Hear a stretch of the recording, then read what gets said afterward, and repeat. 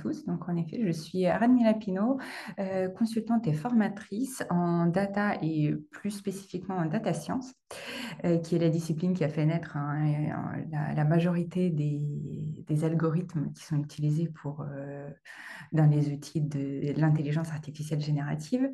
Et donc aujourd'hui, j'ai le plaisir d'animer ce webinaire pour apporter quelques éléments de connaissance. Alors bien entendu, il est impossible de couvrir l'intégralité des sujets liés à l'IA générative et la compétitivité en trois quarts d'heure, mais on va essayer de soulever un certain nombre de questions et je vais essayer aussi, j'espère, vous apporter en espace de ces trois quarts d'heure quelques éléments de réponse sur la question de la compétitivité en entreprise et sur la manière dont l'intelligence artificielle générative peut agir dessus de manière assez concrète. Alors, pour introduire le sujet, on a à notre disposition aujourd'hui un certain nombre de chiffres, de statistiques qui sont basées pour la plupart d'entre elles sur des enquêtes d'opinion. Certaines de ces enquêtes sont assez fiables parce qu'elles sont réalisées avec une méthodologie qui mérite une certaine attention et à assez grande échelle. Et donc, certaines de ces enquêtes, enfin, notamment une, nous apprend que 80% des grandes entreprises, alors les grandes entreprises dans l'enquête en question, sont définies par le critère du chiffre d'affaires dépassant 1 milliard d'euros. Donc, en effet, on parle bien de très grandes entreprises. Ont augmenté leur investissement en intelligence artificielle en 2024 par rapport à 2023. Ce qu'il faut savoir, c'est que les 20% restantes n'ont pas augmenté, mais ont maintenu leur niveau d'investissement. Donc, aucune des entreprises qui a pu être interrogée, donc il y a eu plus de 1100 entreprises interrogées dans 14 pays différents, aucune n'a indiqué diminuer les montants investis dans l'intelligence artificielle générative. En fait, on est plutôt sur une progression. Quand on regarde un petit peu plus dans le détail l'usage et les pratiques de ces entreprises, on trouve parmi les chiffres que j'ai pu relever pour vous et que du coup je me permets de partager ce matin, qu'un peu plus de la moitié, 53% des grandes entreprises autorisent ou incitent l'ensemble des collaborateurs à utiliser les IA génératives, mais dans un cadre établi. Et cette question du cadre, on va revenir dessus un peu plus tard, puisque dans le contexte professionnel, elle est fondamentale. Alors, à titre personnel, elle l'est aussi, mais à titre personnel, elle se décide par chacun et chacune d'entre nous. On est maître de nos données et de nos usages. En revanche, dans le contexte professionnel, les entreprises sont fortement incitées, invitées à établir un cadrage, des chartes, des règlements internes, toutes sortes de supports qui définit les usages de l'intelligence artificielle, notamment générative, puisque l'intelligence artificielle prédictive, elle, en général, elle est déployée au sein de l'entreprise avec déjà un cadre qui est défini. Elle n'est pas accessible à l'intégralité des usagers si elle n'a pas lieu de l'être. Et donc, en revanche, l'intelligence artificielle générative, elle peut être accessible à toute personne qui utilise le digital. Et donc, les entreprises, en règle générale, ont tout intérêt à établir un cadre avec des règles euh, plutôt bien définies pour identifier, pour permettre à leurs collaborateurs de savoir quels sont les usages risqués, notamment, et lesquels ne le sont pas. Une autre étude nous apprend que les intelligences artificielles génératives, lorsqu'elles sont utilisées, permettent d'économiser environ 5 heures de travail par semaine. Donc là, on touche plutôt une dimension de productivité, puisque ces 5 heures de travail qui sont économisées, elles permettent soit dans certains cas d'améliorer la qualité de vie au travail, soit dans d'autres cas de se concentrer sur les nouvelles tâches ou sur des tâches avec davantage de profondeur, en fait, ce qu'on appelle le deep work. On peut dégager plus de temps grâce à l'automatisation et au recours aux intelligences artificielles, on peut dégager du temps pour des tâches à forte valeur ajoutée. Donc, ce ne sont que des études. Il y en a encore très peu qui démontrent de manière très fiable le gain d'efficacité qui peut être apporté par l'IA, qui est observé grâce à l'IA générative, mais la manière dont l'IA générative s'implémente aujourd'hui dans les entreprises laisse penser qu'il y a un vrai gain de productivité à aller chercher. Et la question de la productivité, elle rejoint celle de la compétitivité, qui est celle qu'on vous propose d'explorer aujourd'hui, puisque en fait les deux sont liés. Justement, aujourd'hui, ce qu'on vous propose, ce qu'on va faire, c'est tout simplement prendre quelques minutes pour définir ces deux notions qui sont clés ici. Euh, 5 heures d'économiser par semaine et par collaborateur, oui, oui, par personne, à titre individuel, bien entendu. Donc aujourd'hui, on va juste très rapidement définir les intelligences artificielles génératives et la notion de compétitivité, puisque le terme est générique, on comprend plutôt bien ce qu'il recouvre, mais je vous proposerai une définition qui permet d'avoir une grille de lecture pour analyser l'impact de l'IA générative sur la compétitivité. On va se poser la question de comment l'IA peut permettre de mieux appréhender le marché, puisque la notion de compétitivité, elle reboucle nécessairement avec la connaissance du marché. Bien entendu, on passera une bonne partie de notre temps de ce matin à la question de l'amélioration de la performance et qui va permettre à une entreprise de gagner en compétitivité. Pour rendre ça le plus concret possible, je vous proposerai quelques éléments concernant la définition de la stratégie en termes d'IA générative, sachant qu'il peut y avoir autant de stratégies que d'entreprises, bien entendu, mais je vous partagerai quelques éléments que je considère être génériques et qui s'appliquent dans la grande majorité des cas. Donc, je vous donnerai quelques observations basée sur mon expérience d'accompagnement des clients. Et on soulèvera aussi la question de l'accompagnement au changement, le management de transition et toutes les questions qui se posent derrière l'impact du bouleversement provoqué par l'IA générative sur les métiers. Bien entendu, comme dit en introduction, il y aura un temps pour répondre à vos questions, à vos remarques, pour prendre vos suggestions aussi. Enfin, voilà, il y aura un temps d'échange après. Euh, Avec grand plaisir. Donc, l'intelligence artificielle générative, je pense que si vous êtes là, c'est que vous avez déjà une idée de ce que c'est, de ce que ça signifie, de ce que ça représente. La vision qui est partagée par le monde professionnel, c'est que aujourd'hui, l'IA générative, c'est un ensemble d'outils.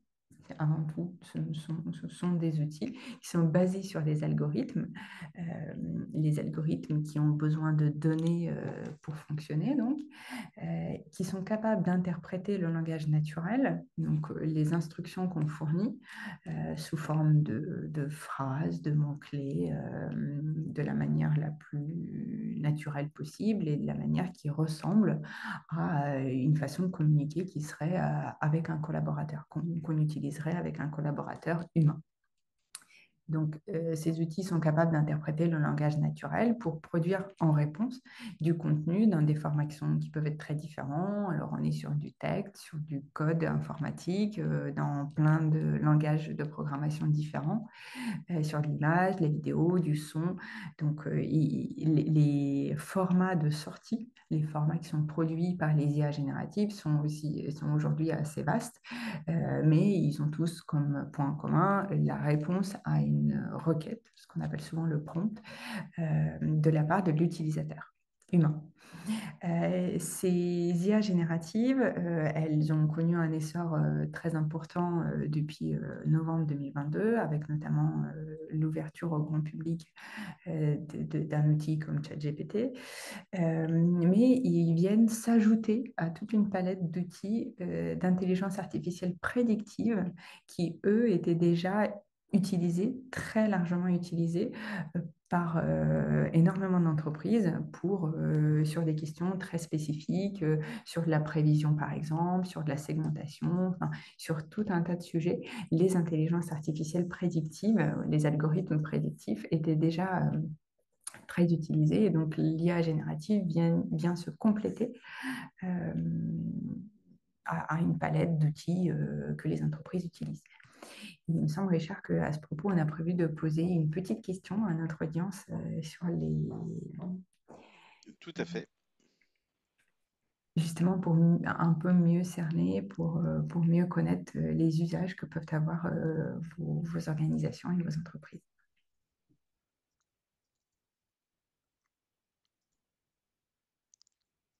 Alors, hop.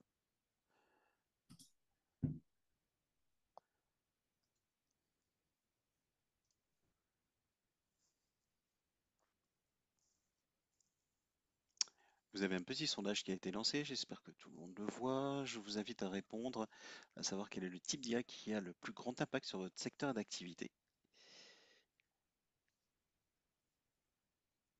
Ah, je vois qu'il y a des personnes en fait qui utilisent déjà les deux types d'IA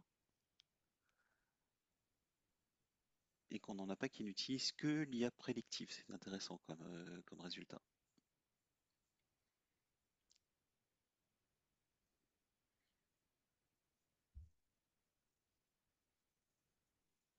76% des personnes ici présentes ont déjà répondu.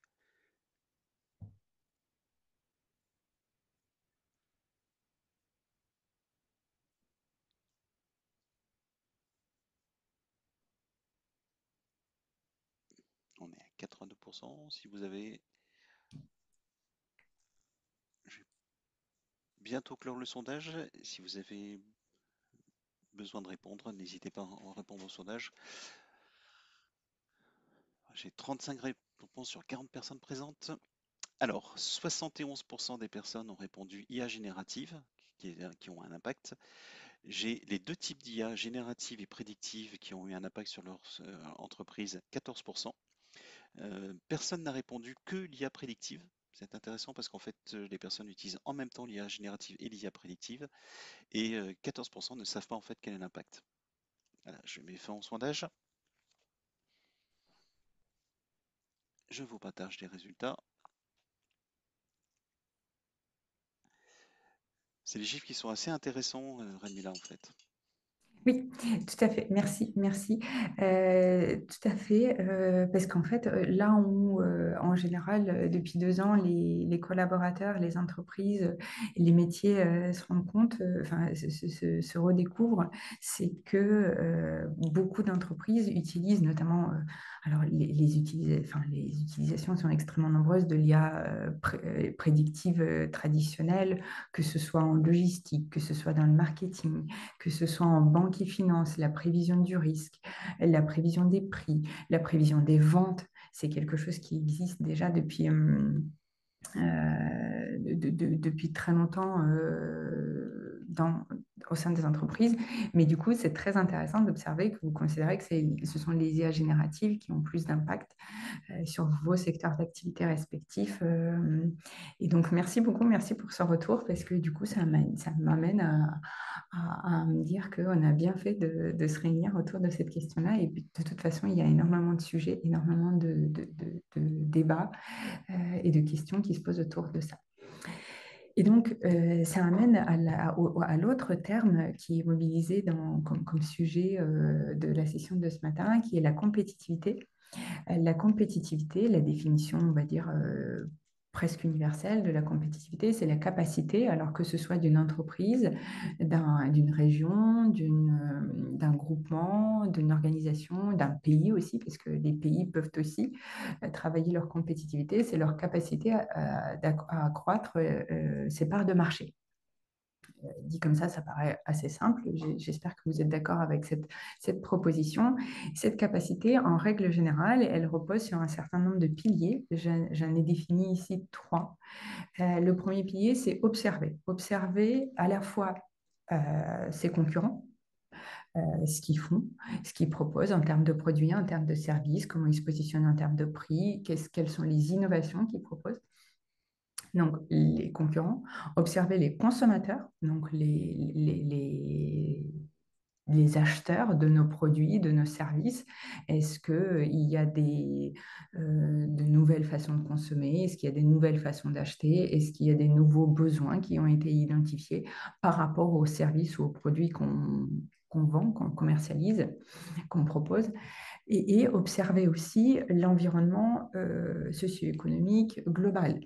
Euh, qui a un impact sur le marché, qui ne fait pas directement partie du marché, mais par contre l'environnement dans lequel le marché se situe. Donc ça va revenir à toutes les questions de conjoncture économique, à des questions de réglementation environnementale par exemple, sur toutes les questions digitales. Donc on sera sur des questions de protection de données personnelles, protection de la vie privée et ce genre de choses.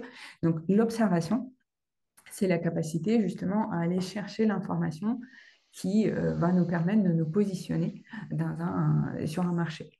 Ensuite, il y a un deuxième pilier de la compétitivité qui est l'innovation. L'innovation, alors, elle peut être à la fois sur le produit ou le service en lui-même, le rendre plus performant, plus attrayant, plus intéressant, mais aussi sur toutes les activités qui vont aider à commercialiser mais aussi à utiliser ce produit ou ce service. Donc l'innovation est également au cœur de la compétitivité pour les entreprises. Et puis, un dernier pilier qui est celui sur lequel toutes les entreprises travaillent sans relâche, qui est l'optimisation en interne, donc de tous les processus, optimisation des coûts, optimisation de la production, optimisation de la distribution. Donc, c'est vraiment le processus productif, en fait, la façon de produire, de proposer le bien ou le service qui sera au cœur de ce troisième pilier. Et donc, c'est en combinant ces trois-là qu'on va pouvoir travailler sa compétitivité. Et donc, je vais essayer d'aborder la compétitivité sous cet angle-là avec cette approche-là et la manière dont les IA génératives peuvent nous aider à observer, à innover et à optimiser euh, nos entreprises. Donc justement, le premier que j'ai identifié, c'était le vecteur d'observation, enfin, le pilier d'observation, qui prend de la forme notamment de trois types de veille, trois thèmes de veille que les entreprises se doivent de faire pour rester compétitives. C'est la veille réglementaire, puisque de toute façon, quel que soit le secteur, elles doivent être conformes à la législation. Et puis, quelquefois, il faut aussi être en capacité d'anticiper les évolutions législatives. Et sur la question de la veille réglementaire, alors de manière très concrète, l'intelligence artificielle générative, elle peut aider à centraliser la veille. C'est-à-dire qu'en fait, c'est à vous d'identifier les sources de veille réglementaire, mais bon, elles sont relativement simples à identifier puisqu'il s'agit de textes législatifs, donc il n'y a pas énormément de sources différentes, il n'y a pas tellement de choix, tellement d'incertitudes. On peut se permettre de prendre les textes les plus bruts possibles, donc les textes de loi, les décrets, et les faire analyser pour en extraire des synthèses de manière récurrente et automatisée. Et donc, en fait, ça évite le travail manuel de recherche d'informations, ça évite de passer à côté d'une information clé en ce qui concerne l'évolution de votre activité. Et puis, quelquefois, il y a des évolutions réglementaires qui sont majeures. Si on prend par exemple le secteur de l'immobilier, l'obligation de fournir un diagnostic de performance énergétique, le fameux DPE, l'étiquette DPE, c'est quelque chose qui n'est pas nouveau, mais c'est une évolution majeure. Donc celle-ci, les acteurs du secteur, les entreprises du secteur ont pu l'anticiper, la voir venir et ils ne pouvaient pas passer à côté de l'information. En revanche, il peut y avoir des évolutions qui sont moins nettes, moins évidentes à capter dans les textes. Par exemple, si on prend l'actualité, le projet de loi des finances, donc le budget de l'État, qui est train d'être travaillé, eh bien, on peut aussi s'appuyer sur l'IA générative pour comprendre quelles sont ses répercussions sur notre activité.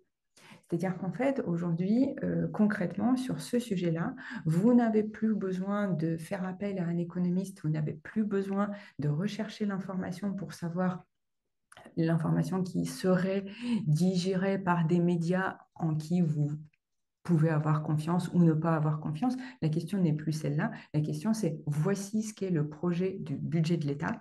Comment ce projet, comment ce budget, s'il est validé en l'État, impacte mon activité. L'idée, ce serait aussi de comparer les deux versions du budget, la version 2024 et la version 2025, et de dire quelles sont les lignes budgétaires qui ont bougé et comment l'évolution de ces lignes budgétaires impacte mon activité. Et donc ça, c'est typiquement les usages qu'on peut avoir, où on peut avoir l'information qui est beaucoup plus proche à la fois de la source, donc du document original et originel, qui est le budget de l'État, et aussi au plus près de votre activité, puisque vous pouvez adapter l'interprétation à votre activité en disant bien explicitement que vous travaillez dans tel secteur, sans rien révéler de confidentiel, que vous travaillez dans tel secteur et que vous souhaitez savoir comment ce nouveau budget peut impacter votre activité. Donc ça, c'est pour ce qui concerne la veille réglementaire. La veille concurrentielle, c'est le sujet de l'observation de mes concurrents, des sociétés qui proposent des prestations, des biens, des services qui sont similaires aux miens ou équivalents aux miens. Eh bien, il existe un certain nombre d'outils de veille concurrentielle qui permettent d'absorber les propositions, les catalogues, les actualités ou ce genre de choses de la part de vos concurrents. Et donc, il suffit d'automatiser ça. Et donc, vous pouvez mettre en place des petits outils qui vont faire de la veille concurrentielle de manière automatique tous les jours ou toutes les semaines ou 2 fois par mois. Ils vont aller récupérer le contenu qui est disponible publiquement sans faire de l'espionnage industriel, ça va de soi, observer ce qui se passe chez vos concurrents et vous faire la synthèse pour dire tout simplement bah, pas d'évolution majeure ou telle annonce de la part de telle société. Et donc, en fait, vous allez pouvoir vous appuyer là-dessus pour vous dire, bah, tiens, ça semble être un sujet. Et à partir de là, il vous suffit de choisir, de vous poser la question, de traiter le sujet ou non, le sujet qui est déjà traité par vos concurrents. Parce que humainement, ça prendrait énormément de temps d'aller chercher toutes les informations chez 5 ou 10 de vos concurrents. Et donc, vous avez la possibilité d'automatiser ces processus-là et d'avoir la synthèse, de commencer votre mois, par exemple, avec une note de synthèse de la veille concurrentielle qui est produite par une IA générative. Et puis, bien entendu, il y a aussi la veille sociologique. Alors, je l'identifie comme ça, puisque, en fait, pour moi, c'est celle qui est liée à l'évolution des comportements des consommateurs, comportements de vos clients, si vous en avez. Et donc, la veille sociologique, c'est quelque chose qui s'inscrit vraiment dans un temps long, qui consiste à observer des tendances d'évolution, de comportement, d'émergence de nouveaux sujets, d'émergence. Donc ça va reposer surtout sur des outils d'écoute des réseaux sociaux, d'écoute des médias, de l'analyse du sentiment, par exemple. Vous pouvez mettre en place, grâce à des outils d'intelligence artificielle générative, des automatisations d'analyse du sentiment des réactions par rapport à tel ou tel sujet, par rapport à tel ou tel type de contenu. Et donc, ça va vous permettre d'avoir une meilleure appréhension, une meilleure vision des tendances qui se dessinent, des tendances de fond qui transforment un peu le comportement de vos cibles et de vos clients. Donc, tout ça pour dire que la veille peut être faite en partie et peut être automatisée grâce à l'IA générative qui peut en effet faire ce travail d'accumulation et de traitement, de synthèse d'informations. Et donc, c'est là où, en effet, l'IA générative prend beaucoup de sens, puisque elle permet de constituer, enfin, d'accéder à de l'information qui serait assez fastidieuse à aller chercher à la main. Sur la question de la veille, on a aussi une petite question, il me semble, qu'on a prévu de vous poser pour le coup sur la veille en termes d'intelligence artificielle. La question qui va nous sembler intéressante, c'est à savoir comment vous gérez actuellement la veille dans votre entreprise, notamment la veille qui est liée par rapport à l'IA, à savoir si vous avez un processus de veille qui est mis en place. Je vous laisse 1 minute pour répondre, ou plus s'il y a besoin pour répondre aux questions.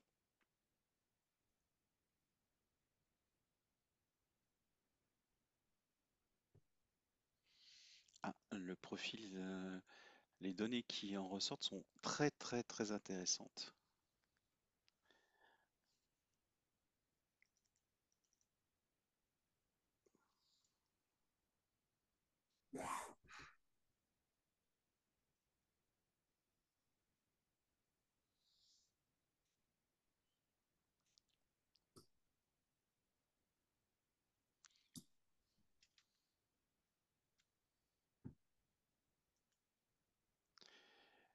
Alors, presque tout le monde a répondu. Je vais laisser encore une petite seconde.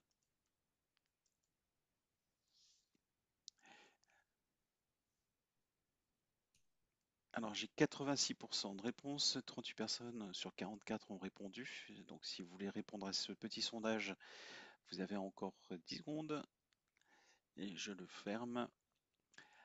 Ce qu'il en ressort, et là les chiffres sont très très intéressants, 53% des participants, je vous partage les résultats, 53% des participants n'ont pas de veille spécifique qui est mis en place.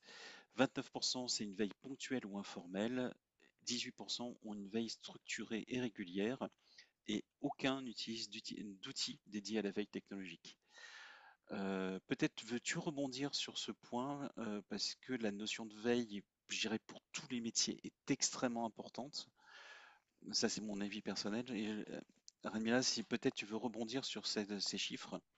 Tout à fait, merci. Donc, en effet, plus de la moitié des participants nous indiquent, merci beaucoup, merci pour votre participation, elle nous indique ne pas avoir connaissance, ne pas avoir mis en place, ne pas pouvoir bénéficier d'un processus de veille qui serait spécifique. Donc, ça veut dire que, si je comprends bien, votre état de connaissance en matière d'évolution de la technologie, ça vient essentiellement de votre propre intérêt ou des informations qui vous parviennent de manière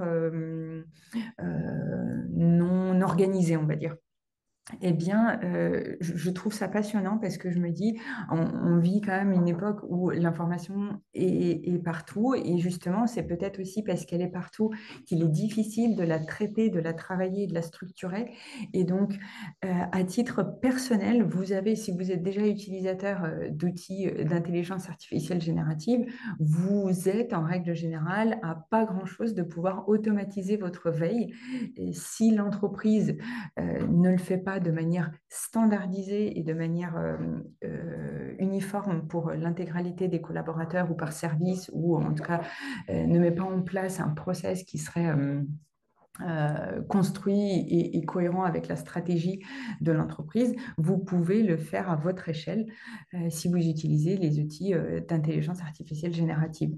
Et donc, parce qu'en effet, l'information, elle est un peu partout, c'est compliqué d'aller la chercher quelquefois, il y en a trop, tout est intéressant, et l'idée, c'est justement de faire en sorte d'identifier quelques sources qui sont fiables et avoir votre propre agrégateur de contenu sur le sujet qui est le vôtre, que ce soit sur de la veille métier, réglementaire, comme je disais, ou technologique. Merci beaucoup. Donc, en ce qui concerne la veille, justement, pour moi, cette veille, elle est liée à la question de la compétitivité, puisque ne pas faire de veille, ça revient à avoir une vision autocentrée, je parle de l'entreprise, hein, avoir une vision autocentrée de son activité. Et donc, quand on a une vision autocentrée dans un marché mouvant, et par définition, la plupart des marchés sont mouvants, on s'expose à un risque de perte de compétitivité. De manière très concrète, ce que je veux dire par là, c'est que si et vous devez sur votre marché, sur votre secteur, vous faites face à, on va dire, 5 concurrents. majeurs. Et il y en a 3 d'entre eux qui annoncent qu'ils mettent en place des outils d'intelligence artificielle ou des outils de recommandation, des outils de personnalisation, et que l'information vous échappe. Ça veut dire que même si vous travaillez énormément sur l'optimisation de vos processus internes, ben, il y a un gain de productivité qui se perd chez vos concurrents qui, eux, vont pouvoir soit fournir des services de meilleure qualité au même prix, soit augmenter leur marge. On va revenir sur la question de marge dans quelques instants. Soit augmenter leur marge et donc leur revenu en pratiquant les mêmes prix ou alors baisser leur prix. Et donc, vous risquez, vous exposez à un risque de perdre une partie des clients. Donc, identifier les sources, ça vous appartient pour le coup. Et j'invite tout à chacun à garder son libre arbitre en matière d'identification des sources d'informations de qualité. Mais par contre, l'automatisation, elle est largement du ressort de l'intelligence artificielle. Donc, pour ce qui est de l'observation, c'était un petit aperçu. Pour ce qui est de l'innovation, qui était mon deuxième pilier, j'ai fait le choix de ne pas en parler aujourd'hui dans le cadre de ce webinaire, puisque pour moi, l'innovation est un processus un peu à part qui est en grande partie piloté à l'échelle de l'entreprise et donc qui est propre au secteur. Il est impossible de donner des guidelines comme ça sur l'innovation grâce à l'IA. Donc c'est pour ça que du coup, je le mets de côté pour me concentrer sur l'optimisation. Donc, une fois qu'on a collecté et ingéré toutes les informations pertinentes sur l'environnement, sur le marché, sur les concurrents, sur les clients, on va pouvoir se focaliser sur les processus, sur ce qui se passe à l'intérieur et donc optimiser un certain nombre d'éléments qui génèrent des coûts en interne et donc améliorer sa performance. Je vous propose comme grille de lecture ici, pour certains peut-être connaissent très bien cette représentation d'une organisation qui est ce qu'on appelle la chaîne de valeur de Porter. La chaîne de valeur de Porter, elle se décompose en 2 grandes familles d'activités. Il y a donc toutes les activités qui sont ici, infrastructure de l'entreprise, ressources humaines, développement technologique et achat, qui sont des activités, des fonctions support, qui sont assez transverses. Et c'est pour ça que du coup, on les organise de cette manière-là. Et il y a les fonctions productives. Alors, bien entendu, ça ne s'applique pas à tous les cas. Quand on fournit des prestations intellectuelles, la logistique entrante, elle est relativement limitée, par exemple. Mais l'idée, c'est qu'on peut transposer la plupart des activités économiques dans cette grille de lecture. La plupart des sociétés peuvent rentrer dans cette grille de lecture et c'est pour ça que du coup, je la mobilise, je la trouve intéressante. Donc, en termes de logistique entrante, on peut utiliser l'IA, je vais en parler juste après. Donc, la production, la logistique sortante, le marketing vente et le service, sous-entendu, tout ce qui se passe post-vente, donc la vie du produit, la vie de la prestation, passer le moment de vente, donc l'expérience du client et tous les retours que le client peut avoir post-vente. Donc aujourd'hui, l'impact de l'intelligence artificielle générative, il se concentre beaucoup sur ces 2 aspects-là, justement, sur le marketing, la vente et le service après-vente, post-commercialisation, puisque dans ces domaines-là, il y a eu beaucoup de développement d'applications de l'IA générative qui ont pu être déployées. Historiquement, ce sont bien les IA prédictives qui ont permis d'améliorer et d'automatiser les briques de logistique entrante, de production et de logistique sortante. Concrètement, par exemple, la logistique sortante, c'est la distribution des produits. Si on parle vraiment de produits et de points de vente physiques, eh bien, c'est la distribution de produits entre les points de vente et la distribution, la livraison de produits. Eh bien, l'IA prédictive, par exemple, c'est ce qui permet d'optimiser les trajets des camions, des véhicules qui vont s'occuper de la distribution. Donc, l'IA prédictive, elle est là déjà depuis très longtemps. C'est ce qui permet d'optimiser les flux. Donc, l'IA générative, elle se concentre ici. Et puis, l'IA générative, elle accompagne aussi les fonctions support, bien entendu, les ressources humaines, je vais en parler juste après, les achats aussi. Donc, je vous propose quelques exemples avec des entreprises qui ont mis en place un certain nombre d'outils. Donc, les exemples au niveau de la production, ce qui peut être fait, c'est une gestion automatisée des demandes de suivi. Imaginons que vous avez un processus productif de nature industrielle. Vous avez des clients qui vous contactent pour avoir une idée de là où ça en est. Donc, vous pouvez peut-être mettre en place un outil de visualisation du processus de production qui pourrait être utilisé par les clients de manière autonome. Mais quelquefois, ils font appel, ils envoient un message, un mail ou un coup de fil ou ce que vous voulez, peu importe la forme, pour savoir où en est la production. Eh bien, en fait, il est possible, grâce à des outils d'intelligence artificielle générative, de mettre en place des réponses qui vont être automatisées. Ça ne veut pas dire que ce sont des réponses automatiques robotisées, mais qui vont être automatisées puisqu'elles vont pouvoir interpréter le message du client qui vous contacte, trouver la réponse dans une base de données à laquelle ils sont connectés et générer une réponse qui, sous forme de message et qui donc économise le temps de traitement des opérateurs. Donc ce ne sont plus les opérateurs qui traitent les demandes de suivi, mais plutôt une intelligence artificielle générative qui va lire le mail, aller chercher l'information dans une base de données à laquelle elle est branchée et générer une réponse selon un certain nombre de règles et de modèles qui sont préétablis. En termes de production, l'IA générative peut permettre aussi d'optimiser le calendrier et le dimensionnement des achats. Vous avez peut-être dans votre entreprise un historique d'achats qui sont réalisés et quelquefois vous êtes en décalage entre la consommation de tel ou tel consommable, de telle ou telle fourniture et la consommation de tel autre. Par contre, vous souhaitez éviter de passer des commandes pour des produits qui ont été consommés plus tôt que prévu ou qui sont consommés à une cadence qui est plus élevée que d'autres. Et donc, en fait, l'IA générative, elle peut être utilisée pour optimiser le calendrier, pour dire, bah, voilà, il semblerait que là, il y ait eu un trou sur tel ou tel poste d'achat.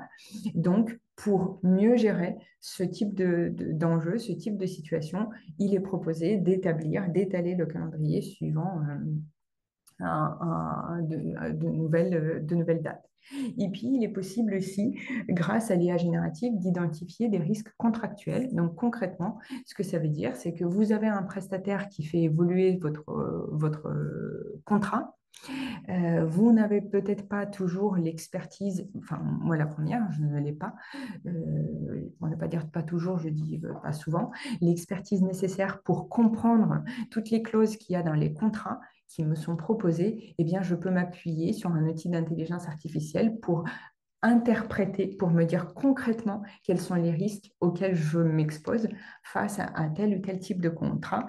Et ce qui est intéressant aussi, c'est que lorsque vous êtes en train de choisir votre prestataire, choisir votre fournisseur, les contrats et les devis sont en général assez différents.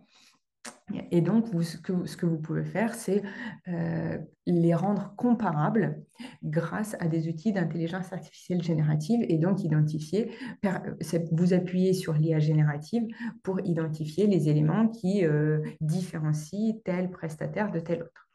Donc, ce ne sont que des exemples qui peuvent être mis en place, mais qui permettent déjà de minimiser les risques dans certains cas et d'optimiser, par exemple, vos achats ou votre processus de production. En termes de gestion des ressources humaines, alors le champ est extrêmement vaste, mais aussi est extrêmement sensible puisque lorsqu'on décide en tant qu'entreprise d'utiliser des outils d'intelligence artificielle générative, on doit aussi le faire en conformité avec les réglementations et notamment le respect des données personnelles. On ne peut pas se permettre d'uploader un CV dans lequel il y a l'adresse et le numéro de téléphone dans une IA générative avec une licence gratuite sans avoir la traçabilité des données. Donc ça, c'est vraiment typiquement le type d'usage dans le contexte professionnel qui sont à bannir. Mais si votre entreprise fait le choix d'utiliser une IA générative dans un périmètre sécurisé, vous pouvez avoir l'aide de la part de l'IA pour réaliser une présélection des candidats, par exemple, sur la base de critères que vous définissez. Si vous recevez 150 CV et que vous n'avez pas forcément la possibilité d'analyser et puis ils présentent tous de manière très différente, d'extraire l'information tout simplement, vous pouvez le faire grâce à l'IA. Vous pouvez aussi, paradoxalement, on parle souvent de la question du biais au sein des algorithmes d'intelligence artificielle générative. Donc, on parle de biais, mais on peut aussi utiliser l'IA générative pour justement s'affranchir de notre propre biais, c'est-à-dire traiter les candidats en se focalisant uniquement sur leur formation ou sur leur expertise ou sur tel ou tel sujet plutôt que nous arrêter sur la présentation du CV, par exemple, qui a un intérêt, hein, bien entendu, qui est aussi un sujet et qui indirectement est porteuse d'informations. Le sujet n'est pas celui-là, mais le sujet, c'est de se dire si moi je sais que j'ai une tendance à favoriser tel type de personnes indirectement, inconsciemment, ben en fait, justement, je vais pouvoir m'abstraire de ce type de comportement, de ce biais-là, en confiant la présélection à une intelligence artificielle. On peut aussi stocker donc, les informations relatives aux collaborateurs. Alors, les informations non pas personnelles et privées de type données bancaires, mais plutôt des informations sur leurs compétences, sur leur savoir-faire et avoir une vision d'ensemble du portefeuille de compétences au sein d'une direction, d'un service ou de l'entreprise dans son ensemble pour identifier les chaînons manquants pour optimiser le recrutement, pour dire, bah, tiens, là, il semblerait qu'on est staffé en ce qui concerne la gestion de projet. En revanche, on n'est pas suffisamment staffé en suivi de clientèle ou ce genre de choses.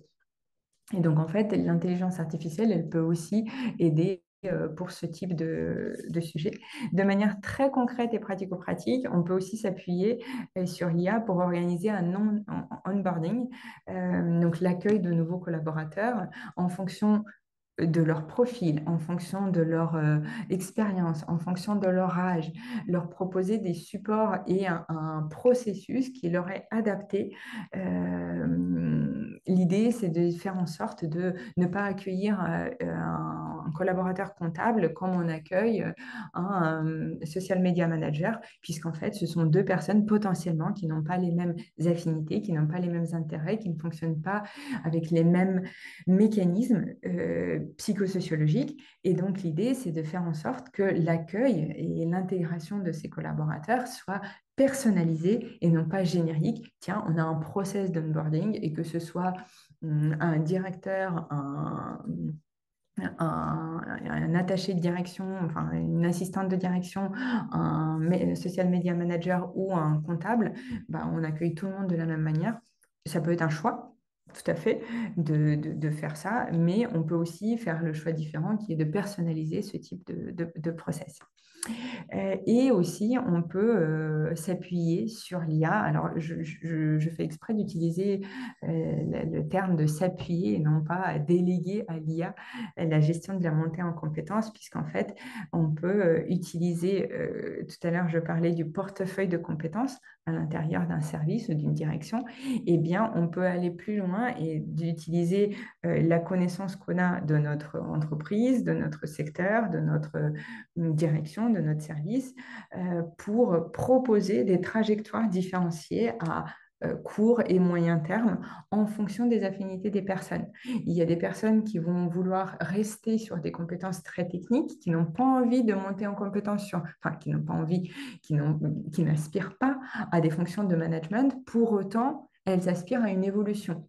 Et donc, comment s'appuyer sur l'IA, sur une bonne façon d'accompagner ces personnes-là, par exemple, tout en les valorisant sans pour autant leur confier des missions de management. Donc, valoriser leurs connaissances et leurs compétences techniques de manière personnalisée.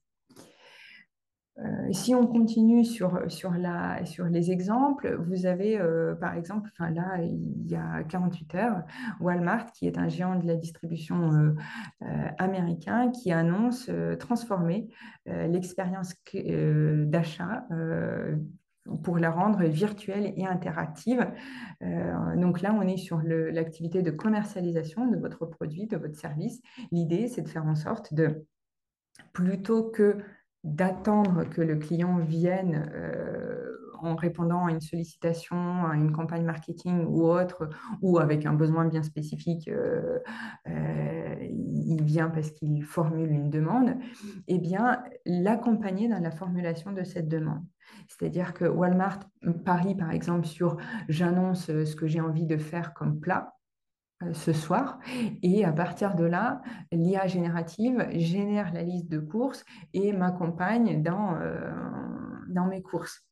Donc l'idée, c'est de rendre l'expérience, transformer l'expérience d'achat pour ne pas forcer le client à formuler le besoin de manière très précise, dire, bah voilà, j'ai besoin de 1 kilo de tomates, j'ai besoin de... Je prends volontairement des exemples de choses qui me parlent à tous ou presque, donc d'un geste si banal, d'un acte si banal que de faire nos courses. Typiquement, un certain nombre d'entre nous établissent un menu pour leur semaine et font des courses en conséquence. Et ben, en fait, l'idée, c'est qu'aujourd'hui, les chaînes de grande distribution se positionnent justement à l'intérieur de ce processus-là et non pas à la fin, une fois que j'ai ma liste de courses. Ils se positionnent à l'intérieur de ce processus en disant, bah, tiens, je t'accompagne dans l'établissement de ton menu et dans l'établissement de ta liste de courses. Et donc, l'expérience d'achat, elle est transformée parce que l'IA générative prend en charge le langage naturel. Parce qu'il suffit que je dise lasagne de courgettes pour que derrière, il y a un processus qui se mette en place pour faire la recette des lasagnes de courgettes, faire la liste de courses. On peut aussi, bien entendu, s'appuyer sur l'IA générative pour personnaliser les recommandations. Et ça, c'est à la fois de l'IA prédictive à l'ancienne. La grande force d'Amazon, c'est d'avoir été performant, par exemple, sur les recommandations de produits complémentaires. Donc, personnaliser les recommandations, c'est quelque chose qui est possible avec l'IA générative. Optimiser les ventes additionnelles, ça rejoint les recommandations donc, on peut, à partir d'un parcours client, identifier des éléments qui ont plus de chances de correspondre à un besoin de la part du client par rapport à d'autres. Et on peut aussi, là c'est en partie, plutôt en partie back-office, automatiser le reporting. Alors, le reporting, c'est une activité que nous aimons tous, j'imagine. Le fait d'extraire l'information à partir d'un tableau de bord pour l'injecter dans un autre tableau de bord. Quand je dis tableau de bord, ça peut être un fichier Excel. Il y a beaucoup de reporting dans le milieu professionnel qui se fait sous forme de tableau Excel, de fichier Excel. Le sujet n'est pas là, mais l'idée, c'est qu'on passe du temps à extraire l'information, à la remouliner et l'injecter dans un autre espace. Et bien, en fait, ce processus-là, il peut tout à fait être automatisé. Et en fait, il devrait l'être aujourd'hui, puisque la valeur ajoutée, à part avoir accès à l'information. Si l'information, elle compte pour moi, bien entendu qu'il faut que je continue à le faire. En revanche, si le copier-coller que je schématise, lui, n'a aucun intérêt, n'a aucune valeur ajoutée dans mes choix stratégiques et dans mon pilotage, eh bien, à ce moment-là, il mérite d'être automatisé. Bien entendu, aussi, l'IA générative, elle s'insère dans le service client, dans la gestion de la relation avec le client, puisqu'elle permet de réduire le temps de réponse. Concrètement, ça veut dire que un client qui a un besoin, qui a une question par rapport à son produit ou par rapport à un service qu'il consomme, plutôt que d'être accueilli par un chatbot qui est très limité, qui est comme ceux qu'on avait pu voir il y a une dizaine d'années, va envoyer un message qui sera pris en charge par un humain, mais la différence est que cet humain, aujourd'hui, il sera appuyé, il sera doté d'un outil d'intelligence artificielle générative qui lui permet de fournir une réponse exhaustive, claire, précise et adaptée par rapport à la cible, et non pas de manière robotisée, déshumanisée. Et donc, en fait, le fait d'avoir à disposition des chargés de clientèle des outils d'IA générative permet d'apporter une meilleure expérience aux clients finaux. Donc, l'IA générative, c'est quelque chose qui permet aussi de centraliser l'information pour le SAV. Typiquement, si vous avez des produits qui sont tous avec des notices techniques, des notices d'utilisation qui sont extrêmement complexes et volumineuses, eh bien, aujourd'hui, il va de soi qu'on peut faire gagner du temps aux gens du SAV en mettant à leur disposition un outil d'IA générative qui va chercher l'info, la réponse à la question de la part du client dans la bonne notice pour le bon modèle du produit qu'a le client. Bien entendu, il y a aussi une question de gestion donc des retours, alors pas les retours physiques, mais je parle plutôt des avis, des recommandations, des retours d'expérience de la part des clients à grande échelle, puisqu'on peut avoir des commentaires et il est pertinent de répondre à chacun des commentaires par rapport à un produit ou un service, mais on peut aussi prendre le temps d'agréger tous ces commentaires pour voir un petit peu quelles sont les tendances qui se détachent à partir de ce grand volume de commentaires, à partir de ce grand volume de données.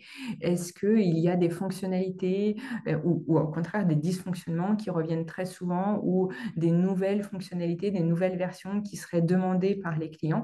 Et bien en fait, ça peut aussi pousser l'innovation. L'innovation que, comme je disais, j'ai volontairement mis de côté dans ma présentation. Donc, il est tout à fait possible aussi d'optimiser l'activité du service client avec l'IA générative. Comme je vous ai indiqué, et puis puisque aussi je commence à arriver à la fin de mon temps, je vous indiquais aussi qu'il est important d'avoir une stratégie, une vision claire de ce qu'on veut faire avec l'IA générative à l'échelle de l'entreprise. Bien entendu, si vous considérez que c'est un sujet stratégique pour votre entreprise, il faut déployer une feuille de route et pour la déployer, les grandes phases, les grandes lignes que l'on propose en règle générale sont les suivantes. Donc, dans un premier temps, identifier les applications. Alors, ça ne veut pas dire de manière exhaustive, ça veut dire identifier les applications possibles, souhaitables et qui ont un intérêt. Si dans votre domaine, sur votre secteur, compte tenu de votre activité, utiliser l'IA générative pour contrôler le contenu des contrats n'a pas d'intérêt, bah, ce n'est pas parce que d'autres le font que vous devez le faire. Par contre, ça peut avoir un intérêt en matière de gestion des retours d'expérience des collaborateurs ou ce genre de choses. Donc, identifier les applications et en parallèle, acculturer les collaborateurs à l'intelligence artificielle, puisque c'est en passant par cette phase d'acculturation, de sensibilisation, qu'ils vont pouvoir se faire une meilleure idée de ce qui est possible de faire avec l'IA générative. Donc, une fois que cette première phase est faite, la deuxième consisterait à déployer l'IA générative sur 1 à 2 applications, vraiment sur un périmètre limité, périmètre pilote, pour voir comment ça se passe, parce qu'en fait, derrière ce déploiement, on va soulever tout un tas de questions qu'on ne s'est pas posées en amont. Et donc, déployer l'IA générative, ça va vous obliger à prendre un certain nombre de décisions et faire des choix. Et donc, ces choix, ils doivent être cohérents avec la stratégie d'entreprise. Donc, dans un deuxième temps, du coup, on ne déploie pas tout partout en même temps sur toutes les applications qui ont été identifiées, mais sur 1 à 2 dans un premier temps. Une fois qu'on a déployé, au bout de quelques semaines, voire quelques mois, on va pouvoir passer à la phase d'après, qui est les ajustements sur les pilotes, donc voir tout ce qui n'a pas très bien fonctionné sur le déploiement dans un premier temps. Et en parallèle, on est maintenant aguerri sur la question des limites, des usages et du cadre de l'usage de l'IA générative dans l'entreprise. Donc, on va définir avec les collaborateurs, avec les parties prenantes, le cadre sous forme de charte, sous forme de règlement intérieur en matière d'utilisation d'IA générative. Une fois que c'est fait, On prend bien entendu le temps de mesurer le retour sur investissement, puisque normalement, si vous avez déployé l'IA générative sur une ou deux applications, ça a dû vous coûter un peu d'argent en termes de temps, en termes d'acquisition de solutions, d'installation, d'acculturation. Donc tout ça, il faut mesurer le retour sur investissement et en fonction de ce retour sur investissement, faire le choix de déployer sur d'autres applications. Alors, progressivement toujours, en continuant à collecter des retours. Et si nécessaire, on revient donc à la phase 3, on opère les ajustements sur les pilotes, sur toutes les applications, et on revoit et on réajuste le cadre ou la charte d'utilisation de l'IA générative dans l'entreprise. Quelques bons réflexes à avoir dans ce déploiement, dans cette stratégie. Bien entendu, là, il est impossible d'avoir une vision exhaustive, mais des choses à avoir en tête quand on décide de déployer l'IA, c'est s'assurer de la cohérence entre le déploiement de l'IA et les objectifs stratégiques. Où est-ce qu'on en est? À quoi ça correspond? Est-ce que c'est juste un effet de mode? Est-ce qu'on a l'impression de le faire parce que les autres le font ou parce que ça nous permet d'atteindre nos objectifs à moyen et long terme? Identifier les applications avec les métiers et par les métiers et non avec les collègues des systèmes informatiques qui, eux, vont s'occuper peut-être du déploiement. Mais l'idée, c'est avant tout, ce sont les métiers qui identifient les applications et ce sont les SI qui les prennent en charge, qui s'en occupent. Pour les premiers pilotes, donc pour les premières applications d'IA, ne jamais déployer sur des sujets à risque. Vous pouvez le faire sur de la rédaction de contrats? Non, vous pouvez le faire sur de l'analyse de contrats qui vous sont proposés. Donc l'idée, c'est de se concentrer sur les pilotes, sur des choses qui sont où si on se trompe, si l'IA se trompe, si l'IA est biaisée, si on prend du temps, si on met du temps à corriger les biais de l'IA, eh bien, le risque est limité. Donc, c'est une préconisation qu'on a tendance à faire puisque,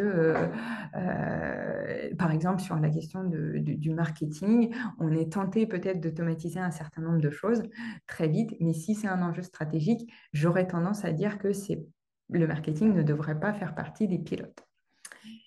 Prendre le temps de choisir les bonnes solutions d'IA selon la problématique. Ce n'est pas parce que ChatGPT propose aujourd'hui des modèles extrêmement performants et parmi les plus performants sur le marché que ChatGPT est une réponse et une solution universelle à toutes les problématiques. Loin de là. Il y a d'autres solutions, notamment en rédaction de texte, qui peuvent être plus adaptées par rapport à votre problématique, votre sujet et votre contexte. Être transparent avec les partenaires et les clients, alors bien entendu avec les collaborateurs, mais ça, on l'a dit, ça fait partie du processus, mais aussi avec les partenaires, donc avec vos fournisseurs, avec vos organisations parties prenantes de votre écosystème et les clients sur l'usage de l'IA. C'est aussi une question d'image, puisque aujourd'hui, beaucoup d'entreprises, quel que soit le secteur, se posent des questions et donc se posent des questions aussi sur leur fournisseurs, sur leurs partenaires, sur leurs clients. Donc, être transparent, ça ne peut pas être mal pris sur vos usages en matière d'IA. Bien entendu, après, sur la question de la veille concurrentielle, en effet, il faut trouver le bon dosage entre qu'est-ce qu'on révèle et qu'est-ce qu'on ne révèle pas. Et bien entendu, il faut accompagner les métiers les plus exposés, par exemple les traducteurs, les rédacteurs, les graphistes à un moment donné qui craignaient pour l'avenir de leur métier. Eh bien, il faut particulièrement il faut porter une attention particulière à l'accompagnement de ces métiers-là pour les rassurer, pour leur montrer où réside leur valeur ajoutée dans l'entreprise et que à terme, à date, pardon, dans l'état actuel de la technologie, ils ne peuvent pas être remplacés par l'IA. Par contre, ils peuvent s'appuyer sur l'IA dans leur activité. Ce ne sont que quelques pistes que je vous propose. Et donc, je vous remercie pour votre écoute, pour votre attention. Et bien entendu, je suis là pour répondre à vos questions. Merci Radmila, merci beaucoup pour cette présentation vraiment très très intéressante sur l'IA et l'utilisation de l'IA générative et prédictive. J'ai une question qui est intéressante qui est de Romain qui pense qu'en France, on va avoir un souci sur le fait que les entreprises n'ont pas le temps de se former à un sujet aussi vague que l'IA, les entreprises veulent un sujet clé en main. Je pense que c'est pas un problème, une problématique qui est franco-française, qui est plutôt généraliste. Qu'est-ce que tu pourrais répondre en fait? Parce qu'il dit que un formateur en IA ne va pas connaître le process de chaque entreprise. Non, tout à fait, bien entendu, je suis tout à fait d'accord avec ça. Un formateur ANIA ne peut pas connaître les process de chaque entreprise. Justement, c'est là où, pour moi, il y a la couche d'acculturation qui, elle est quasi universelle. Comprendre comment fonctionnent des algorithmes. Aujourd'hui, j'ai envie de dire, tout le monde doit passer par là, ou presque. Après, il y a la partie où soit on a les ressources en interne à l'intérieur de l'entreprise qui expliquent les usages et qui accompagnent sur les usages très spécifiques et en cohérence avec la stratégie et les process internes. Donc, soit on a l'équipe en interne qui est mobilisée, soit on fait appel à du conseil externe qui justement qui va venir s'imprégner de la stratégie, de la problématique et qui va répondre avec des solutions en effet clés en main qui est évoqué par Romain, et je suis tout à fait d'accord avec ça. Il ne faut pas du tout faire de l'emporte-pièce, il faut faire du sur-mesure en matière d'IA, en fonction de l'entreprise, en fonction du secteur, en fonction de la problématique, en fonction de... Et c'est pas parce qu'un concurrent utilise Claude que moi, je dois utiliser Claude aussi, et comment? Donc, je suis tout à fait d'accord avec ça. Pour moi, en effet, il y a deux sujets. Il y a le premier qui est l'acculturation, où tout le monde, du top management jusqu'aux ouvriers, tout le monde doit comprendre comment fonctionne l'IA de manière générale, presque philosophique. Et puis, une fois que c'est fait, on travaille sur une charte. Et donc ça se fait avec des consultants, enfin oui, avec un conseil spécialisé. Mm, mm. Mm, merci beaucoup, Redmila. Il y a aussi une question qui est sur la veille. Est-ce qu'en allez, en une minute, les points importants pour mettre en place une veille technologique? Je sais que c'est des sujets qui sont abordés en formation, mais c'est une question de Florence Bénichou. Alors, les points importants pour mettre en... la question, c'est surtout identifier les sources qui sont de qualité. La veille, c'est surtout une question de sources. Et puis après, les outils qui permettent de synthétiser du contenu en provenance d'un certain nombre de pages pré-identifiées. Par exemple, je ne sais pas, je vais prendre de manière très concrète. Vous êtes peut-être usager de justement ChatGPT, puisque je l'ai mentionné plus tôt. Vous avez la possibilité de créer votre propre GPT, donc votre propre petit algorithme, dans lequel vous indiquez les pages web ou les sources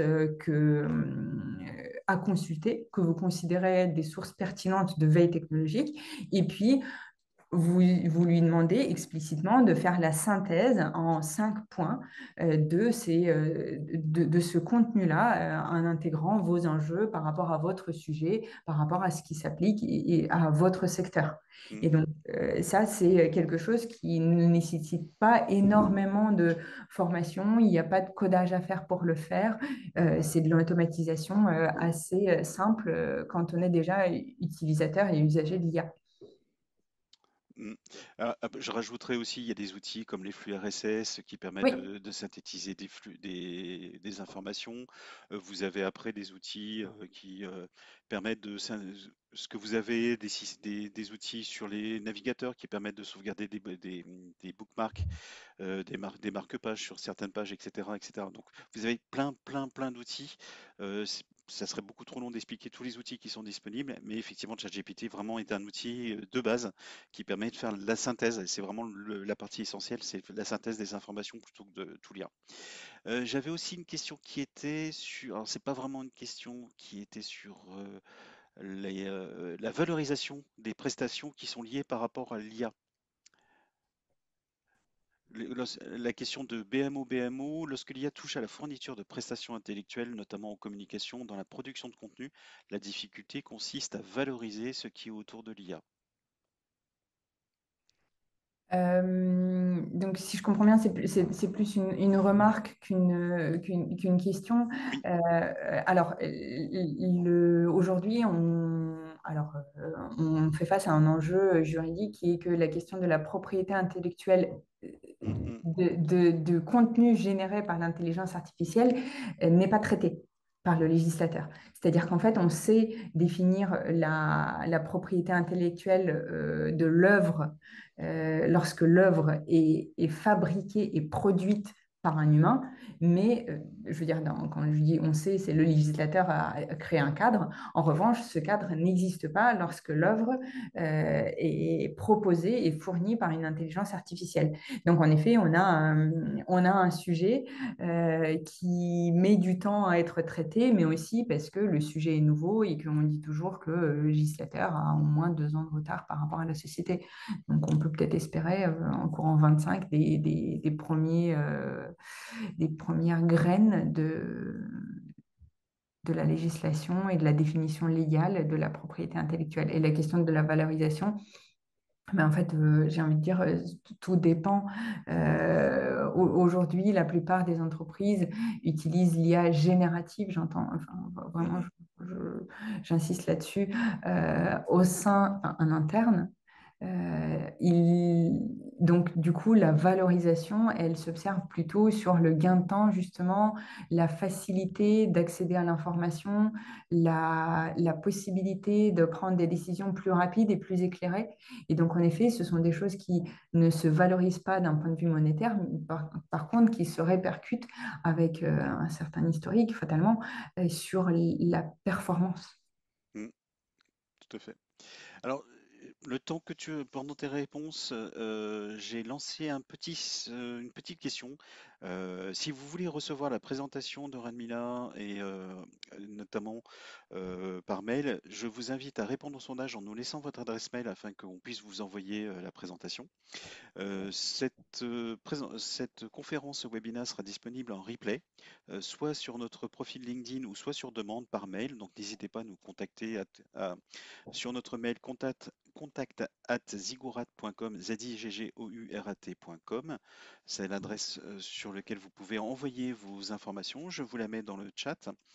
Euh, Sinon, vous pouvez répondre au formulaire de façon à recevoir toutes les informations.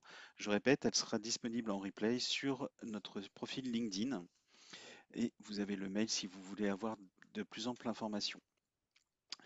Elle sera aussi disponible sur notre site, enfin sur notre profil YouTube qui sera mis à disposition. N'hésitez pas à faire un tour aussi sur notre YouTube. J'avais peut-être une dernière question qui était intéressante. Il y avait une question qui était abordée sur le prompt engineering, sur le métier à proprement dit.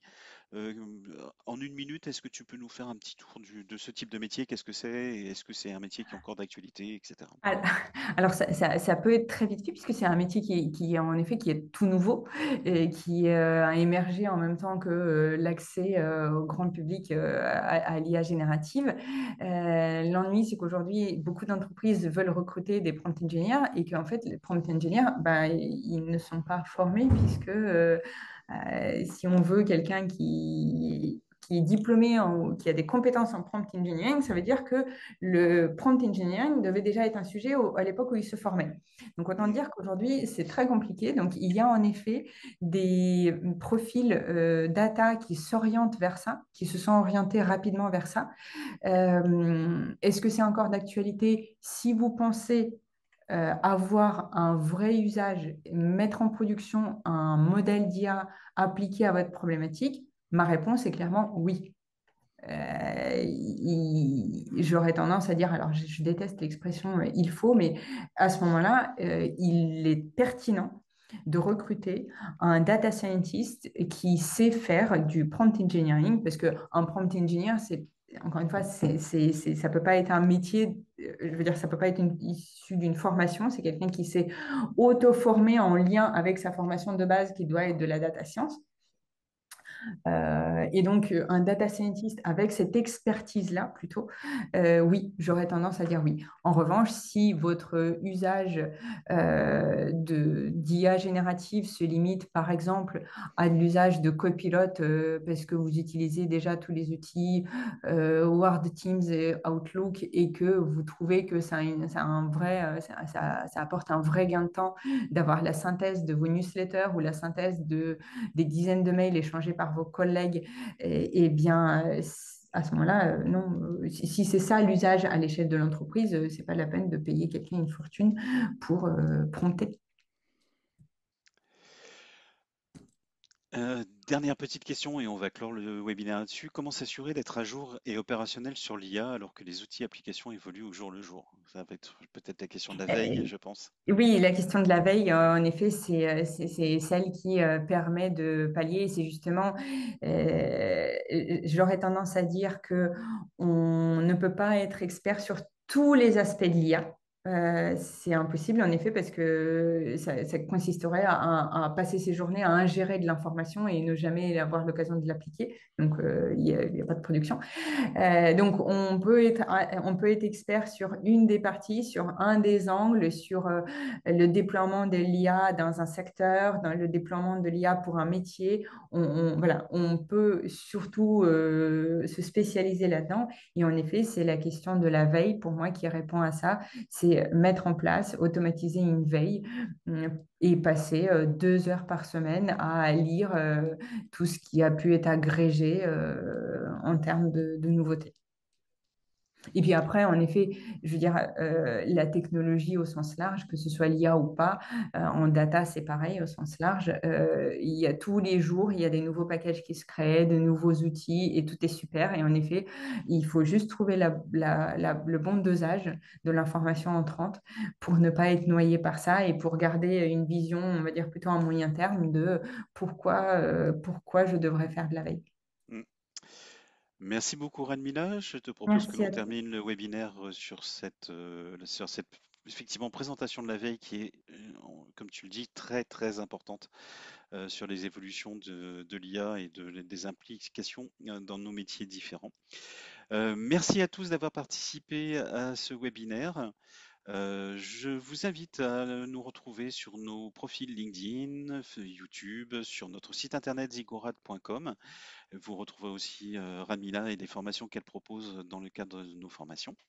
N'hésitez pas aussi à contacter nos conseillers si vous avez des demandes d'intervention de Radmila dans votre entreprise. Merci à tous, je vous souhaite un très bon appétit et je vous dis bien à très bientôt sur un prochain webinaire. Merci beaucoup Radmila, à très bientôt. Merci à tous. Bonne journée. Bonne journée.